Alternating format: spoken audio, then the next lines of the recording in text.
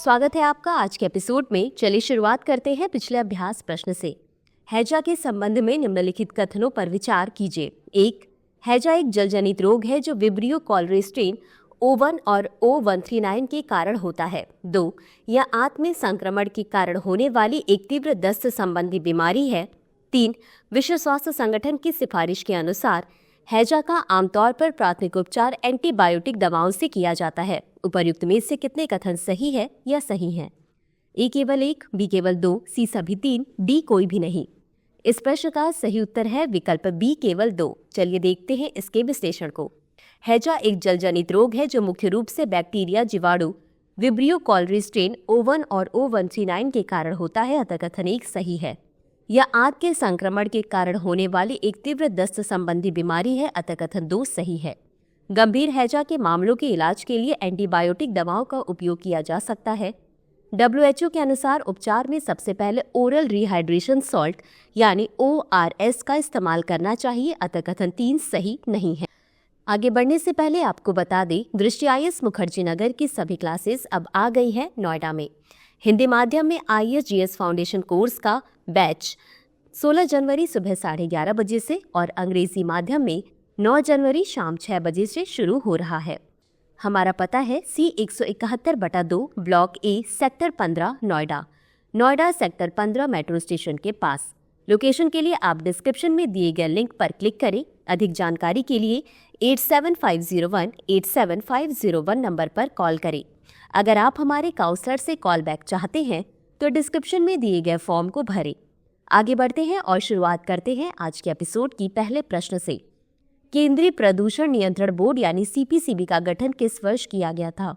A 1970, B 1974, C 1978, D 1980। इस प्रश्न का सही उत्तर है विकल्प B 1974। चलिए देखते हैं इसके विश्लेषण को। केंद्रीय प्रदूषण नियंत्रण बोर्ड यानी CPCB एक वैधानिक संगठन है।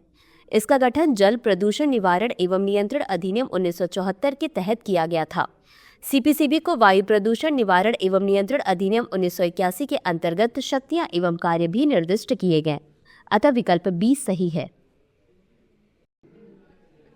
अगला प्रश्न है, सार्वजनिक दायित्व बीमा अधिनियम निम्नलिखित में से किस वर्ष लागू किया गया था?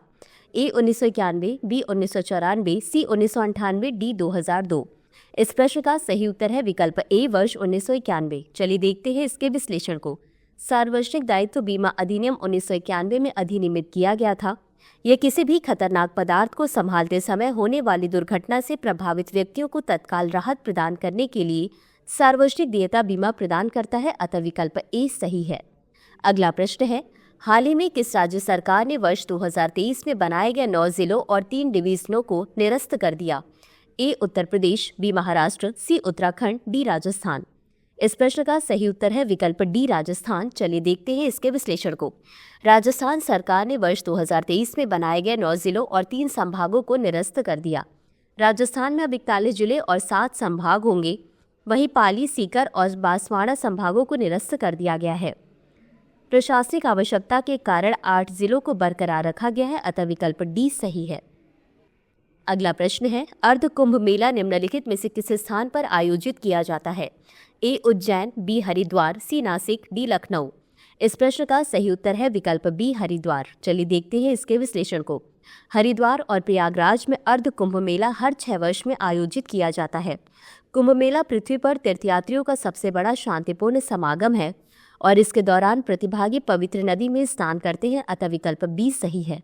अगला प्रश्न है, निम्नलिखित में से किस वर्ष सावित्रीबाई ने महिला सेवा मंडल की शुरुआत की? ए 1852, बी 1855, सी 1860, डी 1865। इस प्रश्न का सही उत्तर है विकल्प ए 1852।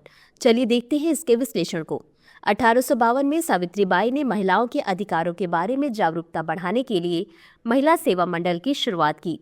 सावित्रीबाई ने महिलाओं की एक सभा का आह्वान किया जिसमें सभी जातियों के सदस्यों का स्वागत हो सके, अतः विकल्प ए सही है। अगला प्रश्न है, निम्नलिखित कथनों पर विचार कीजिए। 1. इसकी पूर्वी सीमा कैस्पियन सागर से लगती है। 2. इसका उत्तरी और पश्चिमी क्षेत्र काकेशस पर्वतों से ढका हुआ है। 3. पानी, रेत, गैस और तेल के साथ उद्रारित मिट्टी के ज्वालामुखी इस क्षेत्र की एक अनूठी विशेषता है। निम्नलिखित में से कौन सा देश उपर्युक्त विवरण से सबसे अधिक मेल खाता है? ए अजरबैजान, बी कजाकिस्तान, सी तुर्कमेनिस्तान, डी जॉर्जिया। इस प्रश्न का सही उत्तर है विकल्प ए अजरबैजान। चलिए देखते हैं इसके विश्लेषण को। अजरबैजान की पूर्वी सीमा कैस्पियन सागर से लगती है। इसका उत्तरी और पश्चिमी क्षेत्र काकेशिश पर्वतों से ढका हुआ है।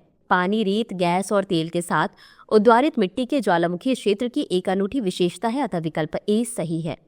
अगला प्रश्न है, निम्नलिखित कथनों पर विचार कीजिए। 1. राष्ट्रपति को संविधान के उल्लंघन के लिए पद से हटाया जा सकता है। 2. भारतीय संविधान में संविधान का उल्लंघन परिभाषित करने के लिए 3 चरणीय परीक्षण का प्रावधान है। उपर्युक्त में से कौन सा या कौन से कथन सही है या सही है? ए केवल 1, बी केवल 2, सी 1 और 2 दोनों, डी न तो 1 और न ही 2। इस प्रश्न का सही उत्तर है विकल्प ए केवल 1। चलिए देखते हैं इसके विश्लेषण को।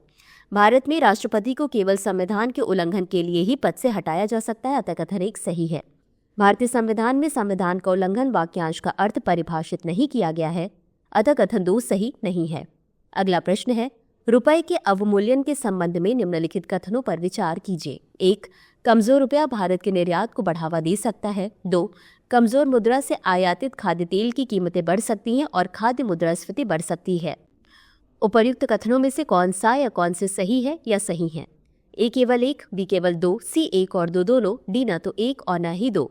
इस प्रश्न का सही उत्तर है विकल्प सी 1 और 2 दोनों। चलिए देखते हैं इसके विश्लेषण को। रुपए का अवमूल्यन सैद्धांतिक रूप से भारत के निर्यात को बढ़ावा दे सकता है, अतः कथन 1 सही है। हालांकि अनिश्चितता और कमजोर वैश्विक मांग के माहौल में रुपए के बाह्य मूल्य में गिरावट से निर्यात में वृद्धि नहीं होगी। कमजोर मुद्रा आयातित खाद्य तेल की कीमतों को बढ़ा सकती है, साथ ही खाद्य मुद्रास्फीति को बढ़ा सकती है, अतः कथन 2 सही है। तो चलिए अंत में देखते हैं आज के अभ्यास प्रश्न को। सोसाइटी पंजीकरण अधिनियम निम्नलिखित में से किस वर्ष लागू किया गया था? ए 1860, बी 1869, सी 1877 या डी 1889। इस प्रश्न का उत्तर कमेंट बॉक्स में जरूर दें। आज के लिए बस इतना ही। धन्यवाद। डियर व्यूअर्स, अपने एग्जाम की तैयारी को और बेहतर करने के लिए हमारे चैनल को लाइक, शेयर और सब्सक्राइब करना न भूलें।